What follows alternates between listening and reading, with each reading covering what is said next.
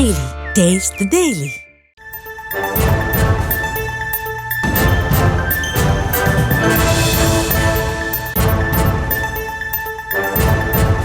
அண்மை செய்தியாக பார்த்து வருகிறோம். திருவள்ளூர் மாவட்டத்தில் மணலூர் உள்ளிட்ட கிராமங்களில் சிப்காட் தொழிற்பேட்டை அமைக்க வழங்கப்பட்ட சுற்றுச்சூழல் ஒப்புதல் நிறுத்தி வைக்கப்பட்டிருக்கிறது.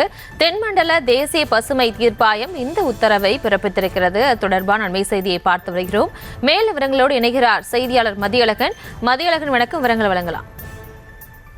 திருவள்ளூர் மாவட்டம் கும்மிடிப்பூண்டி தாலுகாவில் உள்ள மணலூர் மற்றும் சானாபுத்தூர் உள்ளிட்ட கிராமங்களில் சிப்காட் தொழிற்பேட்டை அமைக்க கடந்த 2024ஆம் ஆண்டு ஏப்ரல் 22ஆம் தேதி வழங்கப்பட்ட சுற்றுச்சூழல் ஒப்புதலை ரத்து செய்ய கோரி அப்பகுதியைச் சேர்ந்த ஜெகன்குமார், பிரவீனா உள்ளிட்டோர் தென்மண்டல தேசிய பசுமை தீர்ப்பாயத்தில் வழக்கு தாக்கல் செய்திருந்தனர். அந்த மனுவில் தனித்தனி பகுதிகளாக பிரித்து சட்டவிரோதமாக இந்த ஒப்புதல் பெறப்பட்டுள்ளதாகவும், மொத்தமாக எந்த சுற்றுச்சூழல் தாக்க மதிப்பீடும் நடத்தாமல் சுற்றுச்சூழல் ஒப்புதல் வழங்கப்பட்டுள்ளதாகவும் தெரிவிக்கப்பட்டிருந்தது.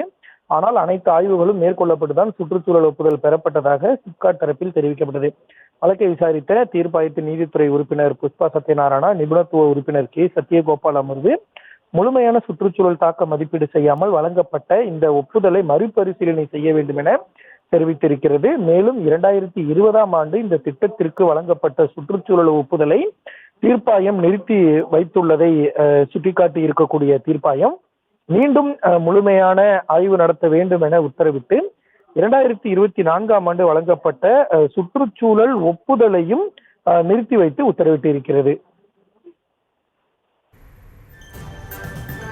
விவரங்களுக்கு நன்றி மதியழகன்.